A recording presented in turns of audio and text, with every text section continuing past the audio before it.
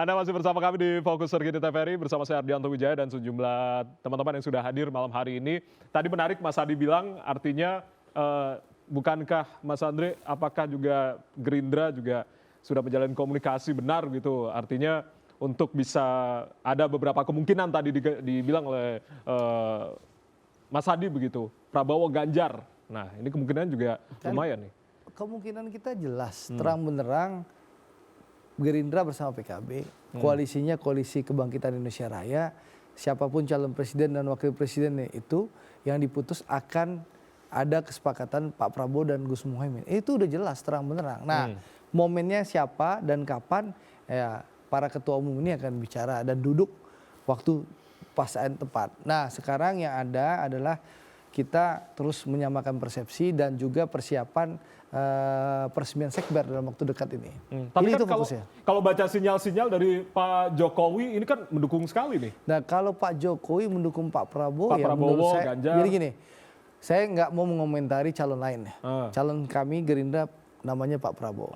Kenapa Pak Jokowi mendukung Pak Prabowo? Pertama, ya karena memang Pak Prabowo adalah salah satu menteri di kabinet Pak Jokowi yang bekerja baik.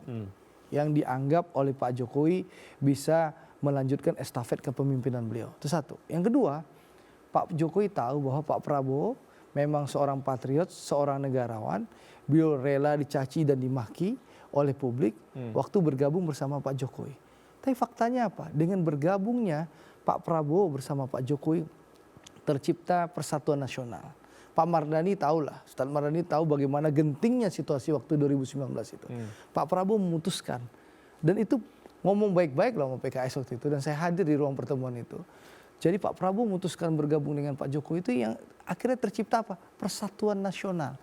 Dengan modal persatuan nasional ini apa yang terjadi? Di saat pandemi COVID-19 melanda seluruh dunia, Indonesia salah satu negara yang dianggap unggul menghadapi pandemi. Kenapa? Karena terciptanya situasi kondusif, stabilitas karena Pak Prabowo bersama Pak Jokowi. Yang kedua, di saat seluruh negara dunia ini dilanda krisis, bahkan 66 negara akan terancam bangkrut.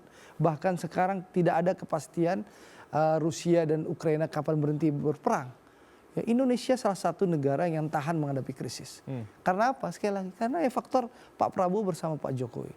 Jadi wajar tokoh persatuan seperti Pak Prabowo ini yang layak memimpin Indonesia 2024 di tengah krisis yang akan dihadapi oleh Indonesia. Ancaman perang, ancaman krisis ekonomi, ancaman krisis energi, ancaman krisis pangan. Kita butuh tokoh kuat dan terbukti berjiwa patriot, negarawan dan bisa mempersatukan Indonesia. Prabowo jawabannya wajar karena itu Pak Jokowi memberikan sinyal-sinyal kepada Pak Prabowo gitu. Dan bagi kami ya kami syukuri dan ini menambah semangat bagi seluruh kader Partai Gerindra untuk bekerja meyakinkan masyarakat bahwa Pak Prabowo adalah solusi untuk Indonesia tahun 2024 nanti. Artinya kode-kode rambut putih, muka berkerut itu juga ada begitu ya di Prabowo Ganjar begitu ya. Artinya ya. Kalau mendengarkan keterangan Pak Jokowi kan terakhir udah dicek sama Pak Jokowi. Di doorstop 2020 doorstop di Surabaya yang kemarin yang jelas Pak Jokowi memberikan sinyal kepada Pak Prabowo. Tapi intinya ya beliau melihat ya Pak Prabowo memang kinerjanya baik, moncer. Bahkan nanti 2023 ini aja ya. Kerja-kerja Pak Prabowo dari 2019 itu sudah bisa dirasakan oleh masyarakat Indonesia. Karena memang membangun pertahanan, postur pertahanan itu tidak cepat. Butuh waktu. Nah 2023 ini akan terlihat kerja moncernya Pak Prabowo. Kita sih masih belum lihat Muhaimin ada rambut putihnya atau enggak nih. Kita ke Bang Mardhani. Bang Mar, artinya kalau Gerindra ini kan pede mencalonkan Pak Prabowo begitu artinya. Tapi PKS nggak percaya diri atau gimana nih kok malah mencalonkan Anies kalau memang jadi gitu ya? Nggak percaya diri atau seperti apa sebetulnya PKS sendiri? Tentu setiap partai punya strategi berbeda. Itu strategi mencalonkan sosok populer begitu. Mas Anies dengan PKS punya hubungan yang sangat panjang. Bahkan kalau kita lihat brand identity-nya Mas Anies, ya kuatnya di PKS. Salah satu dulu petinggi ya, sekarang agak keluar kayak Bang Zulfan Lindan tuh selalu bilang, Anies itu 60% akan dapat kotel efeknya ke PKS. 40%-nya dibagi Nasdem dengan Demokrat. Ya, tentu kita melihat bersyukur.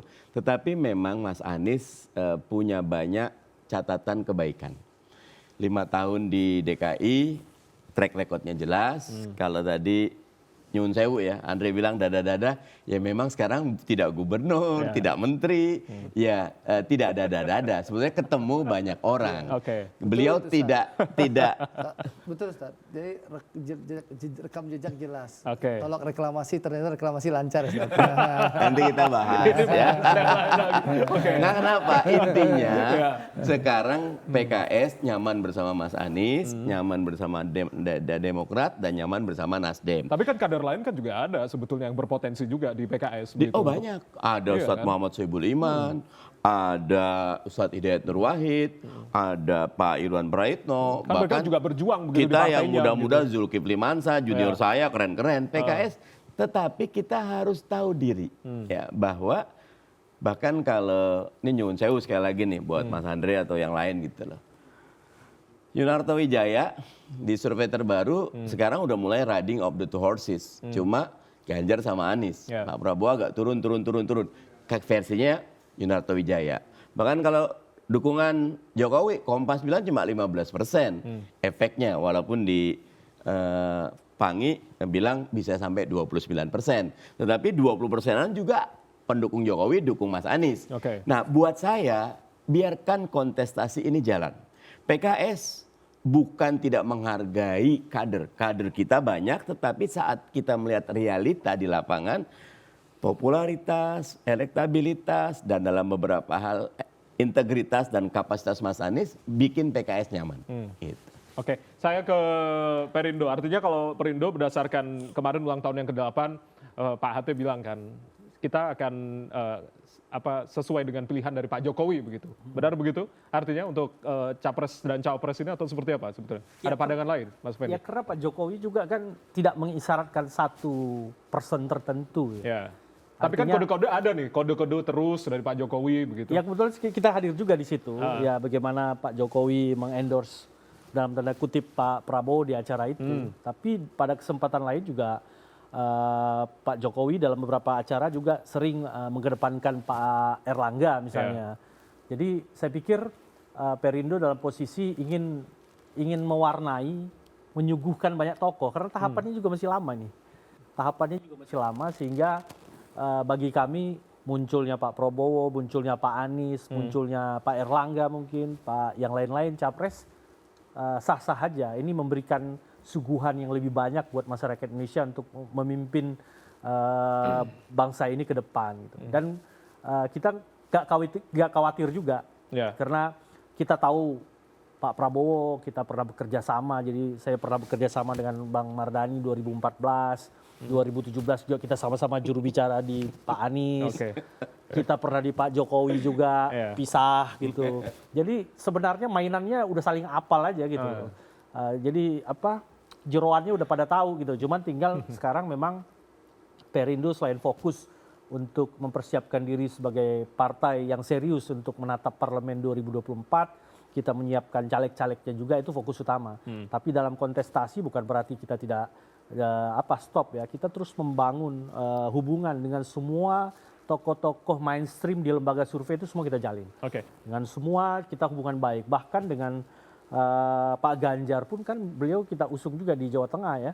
Jadi punya hubungan baik juga. Kita ikut dalam tim pemenangan Pak Ganjar juga. Jadi semua kita dekat dan semua ingin kita endorse dengan kekuatan Partai Perindo yang ada. Kita ingin memberikan masukan juga kepada kader-kader kita bahwa Partai Perindo ingin menyuguhkan lebih banyak pemain-pemain di Pilpres nanti dan waktunya juga masih panjang ya. Tapi di internal Perindo sendiri ada kader yang menonjol kira-kira untuk kita tidak ditawarkan gitu. Kita justru memberikan semacam konvensi kecil ya kepada DPW-DPW dan nanti mungkin 2023 akan ada Rakernas. Di situ setiap DPW nanti akan menyuarakan mendukung siapa, pilihannya siapa untuk Pilpres ini. Jadi sekarang kita masih disibukkan dengan kegiatan verifikasi, tapi nanti 2023 Rakernas mungkin akan muncul Mas. Kita akan buat semacam konvensi kecil untuk menyuarakan siapa, memilih siapa dan tentu ini akan menjadi keputusan akhir di tangan Pak Ketua Umum kita nanti. Kita tunggu nantinya seperti apa Perindo pergerakannya begitu. Mas Adi melihat apa yang tadi sudah kita sama-sama dengarkan bersama, salah satu yang menarik adalah manuver dari Nasdem juga termasuk juga dukungan dari koalisi yang ternyata belum jadi digelar gitu kan, belum jadi kan, bukan tidak jadi Bang, belum jadi ya Bang ya. Udah genggam jari. Sudah sudah genggam jari tapi tanggalnya masih belum ditentukan kan untuk jalan. deklarasi ini. Mas Adi. Ya, bukan mahram belum. Bukan halal. Mas Adi. Ya kalau bicara tentang koalisinya Nasdem, PKS dan Demokrat sebenarnya kalau dilihat iman politiknya ini kan sudah ketemu ya. Ada kesamaan mereka itu ingin melawan dominasi kekuatan politik pemerintah. Siapapun nanti dari kubu pemerintah, entah Prabowo Subianto, entah itu Ganjar Pranowo ataupun yang lain. Itu yang kemudian mempertemukan lem perekat utama kenapa PKS dan Demokrat langsung merasa tune in dengan Nasdem yang mengusung Anies Baswedan. Karena apapun judulnya, Anies itu dianggap sebagai antitesa, orang yang berbeda secara diametral dengan Jokowi dan pemerintah saat ini. Itu yang pertama. Yang kedua, cuman memang agak sedikit paradoks nih Pak Ustadz Mardhani. Ini kan namanya koalisi perubahan. Tapi perubahannya tidak 100%. Artinya tidak 100%? Karena Nasdem itu mencoba untuk tidak terus menjauhkan Anies dengan Jokowi. Ada upaya-upaya Anies ini kalau menang jadi presiden, kan begitu bicaranya. Semua program Jokowi akan dilanjutkan. Sementara PKS dan Demokrat nggak begitu ceritanya. Berarti belum perubahan 100%. Itu dia. Pada level ini tak ketemu gitu loh Pak. Kita musyawarah. Lanjut Mas Adi. Ini kan jadi rumit cara menjelaskan. Ini perubahan yang setengah hati. Makanya dalam berbagai kesempatan, saya selalu ngomong, kalau koalisi perubahan betul, usung Anies Baswedan, satu bilang, kalau Anies menang, EKN tidak lanjut. Nah, itu kan menarik. Tapi kan Nasdem menolak itu. Yang kedua misalnya, infrastruktur yang kurang lebih 35% dari APBN kita dipakai ya untuk infrastruktur di mana-mana, itu dikurangi karena tidak tepat sasaran misalnya. Mestinya itu yang dibicarakan. Tapi itu kan nggak nemu. Nah PKS dan Demokrat ini ngegas betul bagaimana Anies itu sebagai alat tempur kelompok oposisi yang selama ini memang sangat anti terhadap Jokowi dan pemerintah. Tapi Nasdem yang usung Anies sebagai kandidat capres ngerem terus. Tidak mau dijauhkan. Bahkan Zulfan Lindan yang bilang Anies sebagai antitesanya Jokowi harus dinonaktifkan. Gara-gara ngomong itu. Inilah yang saya bilang, ini koalisi perubahan macam apa ini? Nah, bagi kita yang melihat dari jauh Pak Ustadz, Itu ini taruh makanya. jadi kita yang melihat persoalan ini dari jauh, nggak sure kita nonton ini pentas gitu loh Pak. Jadi kalau mau sekalian perubahan, hantam aja terus ini pemerintah. Nggak bisa umbang kanan, umbang kiri.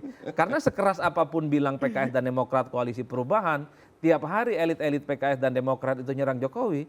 Kalau Nasdemnya tidak mau secara terbuka ingin berpisah dari Jokowi, agak rumit dengan koalisi perubahan ini. Ya untuk saat ini bagi saya catatannya adalah ini koalisi perubahan setengah hati. Setengah hati. Kalau teman-teman yang lain misalnya Gerindra dan PKB ataupun KIB dan PDIP, saya kira tidak perlu dijelaskan apapun. Apa yang dilakukan oleh Jokowi pasti akan copy paste, dilanjutkan secara mutlak tanpa ada bahan apapun. Kan itu cara menjelaskannya. Yang ditunggu oleh publik sambil lalu sebenarnya mencari kongsi politik yang semakin solid, tentu narasi-narasi besar ini yang sedang ditunggu ya.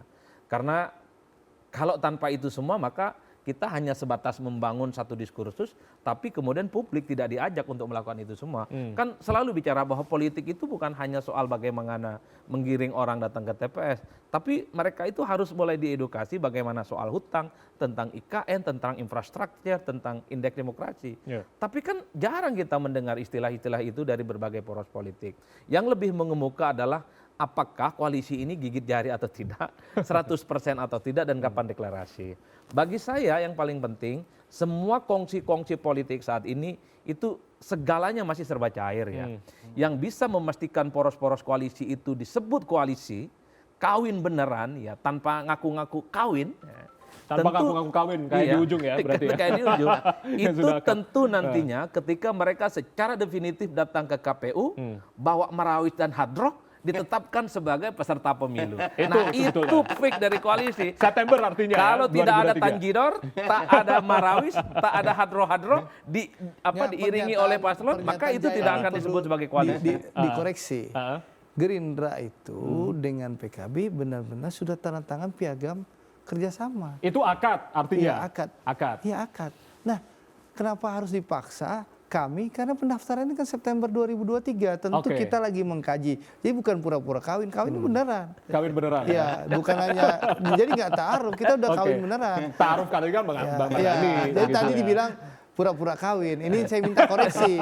Pernyataan Jaya harus dikoreksi. Harus dikoreksi. Nggak benar pernyataan Jaya. Sudah kawin begitu ya? Kita sudah tanda tangan piagam kerjasama secara transparan, ya, dan kita dengan bersama-sama ini sudah punya tiket. Tapi memang Pak Prabowo dan Gus Muhaimin belum duduk bersama untuk memutuskan siapa kandidat yang akan menjadi pasangan Pak Prabowo. Itu belum. Dan lagi pematangan.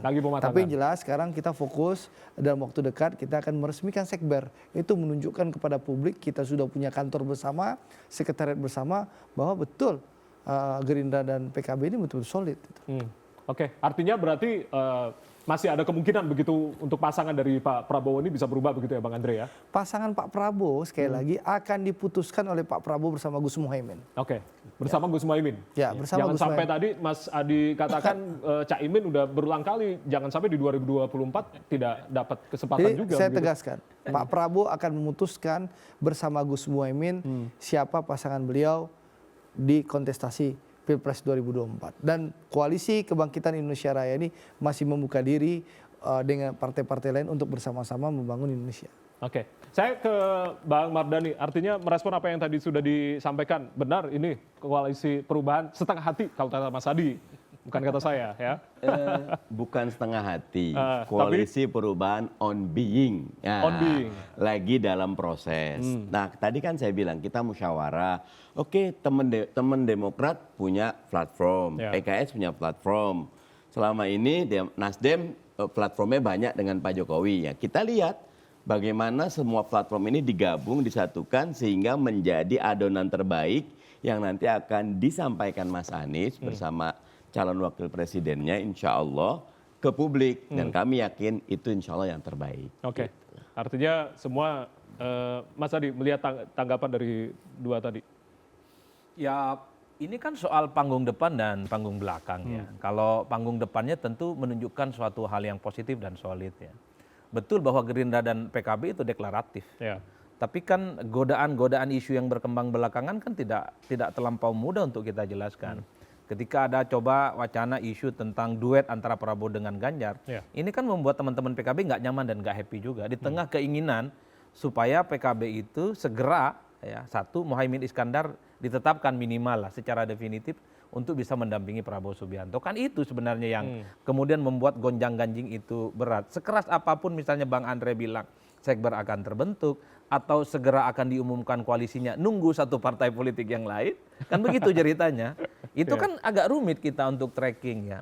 Tapi di atas rata-rata bagi kita, sebelum ada pendaftaran resmi ke KPU, itu masih serba mungkin. Berarti September 2023. Betul. Tapi memang kalau melihat dinamikanya agak rumit ya untuk membayangkan.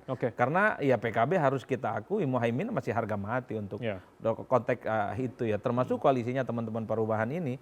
Kan info yang kita dengar ya, deklarasi bersama antara PKS dan Demokrat kan opsinya dua. Deklarasi dulu tanpa cawapres, ada yang deklarasi dulu dengan cawapres.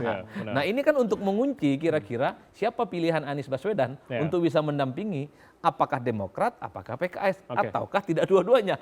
Ini kan bagian dari strategi memang saling mengunci, meletakkan segala sesuatunya dalam meja betul, tapi tarikan-tarikan nafas untuk mensukseskan satu deklarasi bersama ini, ini bukan perkara gampang. Karena sebenarnya ingin mengamankan soal perolehan pilegnya Mas Jaya. Kalau pileg terpisah dengan pilpres, kapanpun bisa deklarasi. Sebenarnya. Baik. Kita masih ada satu segmen lagi, masih membahas terkait dengan topik kita, koalisi gigit jari. Semoga tidak gigit jari pada kenyataannya. Usai jeda kita akan kembali.